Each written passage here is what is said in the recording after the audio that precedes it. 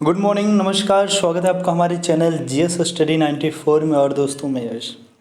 तो दोस्तों कल के वीडियो पे जिस तरह से लोगों ने अपना प्रतिक्रिया दिया था, लोगों ने अपनी ओपिनियन दिया था, उसके लिए मैं आप लोगों का शुक्रगुजार हूँ। और मैं बताता हूँ कि क्या क्या और किन लोगों ने क्या क्या प्रतिक्रियाएँ दी थी। तो पहले हम बात करते हैं दोस्तों मनीष श्रीवास्तव जी की, जिन्होंने कहा था कि सर ये जो एडिटोरियल होता है ये क्या यूपीएससी के रिगार्डिंग है। तो जी हाँ दोस्तों, मनीष मनीष श्रीवास्तव जी आपको बता दें, पहली चीज़ ये पूरी तरह से जो रिलेटेड है यूपीएससी और यूपीपीसीएस के लिए है। और आप कभी भी कहीं भी डिबेट यदि करें तो डिबेट और तर्क वितर्क कौन करता है? जो पढ़े लिखे हुए छात्र होते हैं, जो यूपीएससी के छात्र होते हैं। और दूसरी चीज़ आपने एक और क्वेश्चन पूछा था कि सर कोई ऐसा न्यूज़पेपर बताइए जिससे जो इंटरनेशनल जो न्यूज़ हैं उनके बारे में जानकारियाँ मिलें। तो याद रखिएगा, यदि आप एडिटोरियल के माध्यम से चीज़ों को जोड़ कर देखते हैं ना, तो उनसे भी आपको तमाम तरह की जानकारियाँ मिल जाएंगी। और द हिंदू जब बहुत ज़्यादा आप नीचे जाएंगे, तकरीबन एडिटोरियल के बाद जब आप जाएंगे ना, इंग्लिश में तो रहेगा, तो उसके बाद जितनी भी खबरें होंगी ज़्यादातर आपको इंटरनेशनल ही होंगी। तो उसे आप पढ़ सकते हैं, कवर कर सकते हैं, और वो भी प्रोमिनेंट खबरें ही आप पढ़ें। अभी नहीं न्यू जर्सी के गांव में क्या हो रहा है, फलाने यहाँ क्या हो रहा है, उस चीज़ को पढ़िए जिससे उसका उस व्यवस्था उस नियम से आपके देश में भी कुछ ना कुछ फ़र्क पड़ता हो। ठीक है, जैसे H1 वीज़ा की जब बात होती है, जब डोनाल्ड ट्रंप की बात होती है, जब वो WHO को फंड देने से रुक जाते हैं, मतलब रोक देते हैं सारी चीज़ें। या फिर उत्तर कोरिया जो तानाशाही रवैया उसका है, कितना घातक हो सकता है वैश्विक जगत के लिए, उसके बारे में आप वहाँ से सीख सकते हैं। उसके बाद है सूरज कुमार जी ने अपना पॉइंट ऑफ व्यू रखा है। अब बहुत अच्छा लगा है जिस तरह से उन्होंने प्रतिक्रियाएं दी हैं। उसके बाद सोनाली कुमारी जी ने एक हैं, उन्होंने भी अपनी प्रतिक्रियाएं दी हैं। स्वाति सिंह जी हैं, उन्होंने भी दिया है। राजीव गिरी जी हैं जिन्होंने बहुत अच्छा लिखा है। और ईश्वर करे आपकी जो सोच हो, जो विचार हों, इसी तरह से आगे बढ़ें। उसके बाद लक्ष्मण सिंह जी हैं जिन्होंने अपनी भी प्रतिक्रिया बहुत ही उम्दा, बहुत ही प्यारी दी है। तो दोस्तों ऐसे ही अपनी प्रतिक्रियाएं बनाते रहिए। किसी प्रकार की कोई समस्या हो उसे खुलकर लोगों के सामने आप एक्सप्रेस करिए, डरे ना किसी से। जो गलत हो गलत ही होगा, और इससे जो है आपका आत्मबल बढ़ेगा। तो अब चलते हैं पहले उन वाक्यों की तरफ जिनमें क्षमता और कुवत होती है। यहाँ पे लिखा शिक्षा जीवन की तैयारी नहीं स्वयं जीवन है। तो दोस्तों यहाँ पे किस तरह से जो शिक्षा है उसकी विशेषता के बारे में यहाँ बताया गया कि वो कितनी ज़रूरी है, वो क्या है।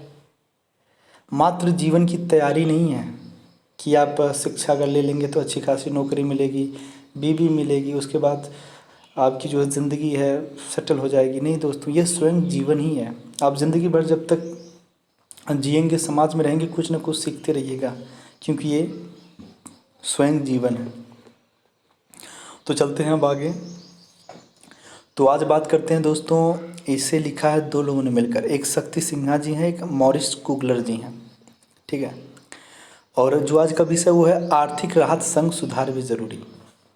तो इस पर आप एक नज़र अगर देखेंगे तो आपको पता चलेगा कि जो केंद्र सरकार या राज्य सरकार के द्वारा तमाम तरह की पैकेज देने की बात चल रही है, चाहे लघु उद्योग चाहे मध्यम उद्योग, क्योंकि उन्हें जीर्णोद्धार के लिए, उन्हें पुनर्जीवित करने के लिए इस तरह की जब तक नीतियों का इम्प्लीमेंटेशन नहीं होगा तब तक वो संचालित नहीं हो पाएंगी। क्योंकि इतने बड़े दिनों में, मतलब 2 से ढाई महीने के जिस तरह से लॉकडाउन एक्सटेंड किया गया, उसमें कई छोटी कंपनियां, लघु उद्योग पूरी तरह से धराशायी हो गए हैं। और उनमें सुधार भी की भी कुछ ज़रूरत है, उसके बारे में हम यहाँ पर देखेंगे। तो चलते हैं आगे। यहाँ पे देखिए लिखा है, थोड़ी सी बात बता दूं आपको। कल जिस तरह से रात 8 बजे हमारे देश के यशस्वी गौरवशाली प्रधानमंत्री मोदी जी के द्वारा संबोधन में कहा गया कि हमारे देशवासियों को अब समय आ गया आत्मनिर्भर बनने का, और कोरोना जैसी बीमारी या किसी प्रकार की कोई समस्या हो, हम लोगों को कुछ ना कुछ सीख देकर जाती है। ठीक है। तो जिस तरह उन्होंने स्वच्छता पे बात किया, शौचालय पे बात किया, और किसानों और मज़दूरों को आत्मनिर्भर होने की बात की, तो ऐसी तमाम चीज़ों को आप प्राथमिकता दीजिएगा और कोशिश करिए कि जो किसान हो या फिर जो छोटे मोटे लोग हैं जिनके पास छोटा मोटा कारोबार है, उसके माध्यम से धीरे धीरे काम को स्टार्ट करें, उसके बाद उसको एक्सपेंड किया जाए, बढ़ाया जाए, जिससे आम मतलब आपके इर्द गिर्द लोगों को भी रोज़गार मिले। ठीक है, तो अब चलते हैं आगे दोस्तों। यहाँ पर लिखा, अधिकांश विश्लेषकों के उलट लेबनानी अमेरिकी विद्वान नसीम तलेब ने एक बड़ी दिलचस्प बात कही है कि कोविड-19 महामारी उतनी विध्वंसक नहीं जितना हमने अपनी प्रतिक्रिया से उसे बना दिया है। इससे बचने के लिए लॉकडाउन ज़रूरी था। इसके चलते भारतीय अर्थव्यवस्था के बड़े हिस्से को बंद करना पड़ा, जिससे वस्तु एवं सेवाओं के मार्च पर गतिरोध पैदा हो गया। ठीक है, क्या है यार, मोर्चे पर गतिरोध पैदा हो गया। इस कारण लाखों करोड़ों रोजगार पर ग्रहण लगता दिख रहा है। इससे भी बदतर बात यह है कि तमाम उद्योगों के लिए गतिरोध महज ठहराव भर नहीं, क्योंकि उनके पास लंबे दौर की आपदा से जूझने के लिए संसाधनों का अभाव है। उत्पादन नेटवर्क और आपूर्ति श्रृंखला में गिरावट बड़े नुकसान का संकेत है। इस दौर के लंबा खींचने का मानव जीवन और आजीविका पर दूरगामी नकारात्मक असर पड़ने की आशंका वक्त के साथ बलवती होती जा रही है। जब आर्थिक असंतुलन की सुई उस बिंदु तक पहुंच गई जहां से वह किसी मानवीय आपदा की वजह बन सकती थी, तब से लॉकडाउन को चरणबद्ध तरीके से समाप्त करने के विषय में सोचा जाने लगा। इस रणनीति के तहत कोरोना संक्रमण के लिहाज से देश को 3 भागों रेड, ऑरेंज और ग्रीन जोन में बांटा गया। देश में अभी 130 रेड, 284 ऑरेंज और 319 ग्रीन जोन है। जब देखिए आप किसी से डिबेट करिएगा, अपनी बातें प्रमुखता से रखिए, तो ये आंकड़े आपको पता होना चाहिए। इससे क्या है कि सामने वाला बहुत ही प्रभावित होता है कि आपको इतनी छोटी छोटी बारीकियां भी याद हैं। ठीक है, हालांकि इस समग्रता से समझने का आवश्यकता है। देश की 40% आबादी रेड जोन में रहती है। रेड जोन की वजह से दोस्तों बहुत ही संवेदनशील क्षेत्र है वो, और वहाँ पे तमाम तरह की जो रिलैक्सेशन है वहाँ पे इम्प्लीमेंट नहीं होंगे जो सेवाएं दी गई हैं आपके ग्रीन और ऑरेंज जोन को।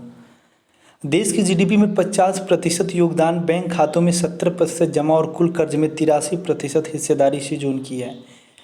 इसके उलट ग्रीन जोन में देश की 25% आबादी रहती है, जीडीपी में इसका 19% योगदान है, तो बैंक जमा में 10% से कम और बैंक कर्ज में 6% से भी कम हिस्सेदारी है। सोचिए, ग्रामीण परिवेश वाले इस इलाके की आर्थिक मुख्य रूप से कृषि पर आधारित है और आबादी की उतनी घनी बसावट न होने के कारण यहाँ संक्रमण का प्रसार सीमित है। किस तरह से ये कह रहे हैं, जो ग्रामीण इलाके जहाँ पर डेंसिटी कम है, सघनता कम है, इसलिए दोस्तों वहाँ पे जो कंटेजियस है, जो संक्रमण है वो कम है। ऐसी स्थिति में अर्थव्यवस्था के सर्वाधिक उत्पादक क्षेत्र हाल फिलहाल पूरी क्षमता के साथ उत्पादन शुरू करने की स्थिति में नहीं है। ऐसे में सुधार की कोई योजना तैयार बनाने में भौगोलिक पहलू बहुत बड़ी चुनौतीपूर्ण है। वास्तव में लॉकडाउन से पहले ही भारतीय अर्थव्यवस्था में दबाव के संकेत दिखने लगे थे। बिजली, ईंधन, कारों, वाणिज्यिक वाहनों से लेकर कर राजस्व की स्थिति से यह स्पष्ट दिख रहा था कि बड़े पैमाने पर रोजगार प्रदान करने वाला कंस्ट्रक्शन सेक्टर पिछले कुछ समय से मुश्किलों में फंसा है। CIIA के एक सर्वेक्षण के अनुसार अप्रैल से जून तिमाही के दौरान कंपनियों के राजस्व में 40% तक की कमी आ सकती है। यह वास्तविकता MMME के लिए तो और भी कड़वी है, जिनके लिए नकदी से लेकर कर्ज की धारा सूखी होने के साथ ही राजस्व में कमी का खतरा मंडरा रहा है। भारतीय अर्थव्यवस्था को मौजूदा गिरावट से उबारने का पहला कदम तो यही होगा कि एक राहत पैकेज दिया जाना चाहिए। निजी क्षेत्र को संभालना और गरीबों को सहायता प्रदान करना बेहद ज़रूरी है। तो आपको बता दें दोस्तों कि गरीबों की जब हम बात करते हैं तो मैं आपको बता दूं, जो भी चाहे माइग्रेंट वर्कर हों, जो बेचारे दिहाड़ी वाले हैं, रोज़ कमाते हैं रोज़ खाते हैं, या फिर किसान हो, या फिर गांव में भी कुछ ऐसे लोग हैं जो कंस्ट्रक्शन के कामों में जुड़े हुए हैं, पर यहाँ पे सबसे बड़ी जो लापरवाही हो रही है ना, ग्राम पंचायत के जो प्रधान लोग हैं, जो BDO हैं, वो बहुत बड़ी लापरवाही कर रहे हैं। वो लापरवाही क्या कर रहे हैं, वो अपने अपने अधिकारों से बच रहे हैं। जानते हैं उनको अपने घर से पैसा नहीं देना होता है। यदि आपके गांव में कुछ ऐसी बातें चल रही तो बताइएगा। जैसे एक आती है पंजीकृत के माध्यम से क्या होता है, जितने लोग मनरेगा या अन्य श्रम मंत्रालय के द्वारा जो वहाँ पर नॉमिनेट हैं उनको पैसा दिया जा रहा है। ठीक है, पर दोस्तों एक और योजना थी जिसमें था गैर पंजीकृत योजना। ठीक है। इसमें क्या था कि ग्राम प्रधान जो होगा चिन्हित करेगा, जिनका नाम मनरेगा या श्रम मंत्रालय के द्वारा नॉमिनेट नहीं है, वो अपने माध्यम से गांव के लोगों को जो ईंटा गारा जैसे कंस्ट्रक्शन के कामों में लगे हुए हैं उनका नाम नोट करके बीडीओ को देगा। बीडीओ के माध्यम से जिला अधिकारी के माध्यम से अन्य जगहों पर जाएगा, उसके बाद उन्हें भी पैसा मिलेगा। पर दोस्तों इस जागरूकता को, इस बात को कभी भी कोई नहीं उठाया, जिस वजह से ऐसे गांव में लाखों लोग हैं जो इन योजनाओं से वंचित रह गए हैं। तो ग्राम प्रधान को आप लोग चिन्हित करिए, और अगर इस तरह की बेवकूफ़ियाँ कर रहे हैं कि कुछ खास लोगों को चिन्हित कर रहे हैं और जिनके घर से उनको लगता है कि वोट बैंक नहीं मिलने वाला, उनके घर को छोड़ दे रहे हैं, तो उनके ऊपर आप FIR करिए, विरोध करिए, 10 लोगों के बीच में बेइज्जत करिए। डरिए मत।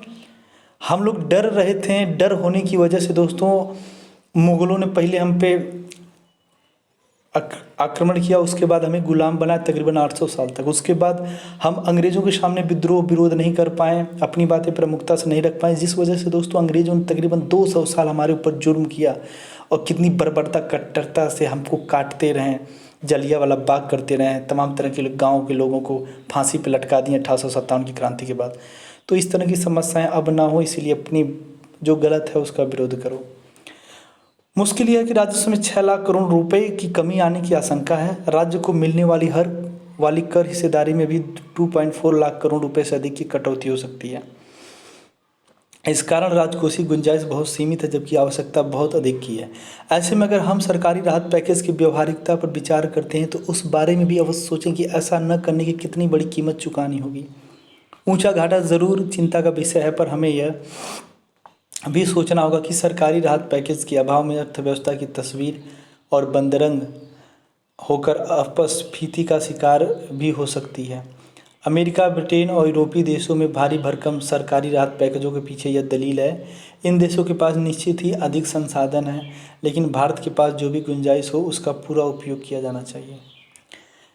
पारंपरिक मौद्रिक नीति के उलट घाटे की भरपाई मुद्रीकरण से की जा सकती है। इसे लेकर डरने की ज़्यादा ज़रूरी नहीं है, क्योंकि जब मांग रसातल में है तो मुद्रास्फीति के सभी सिर उठने के आसार कम हैं।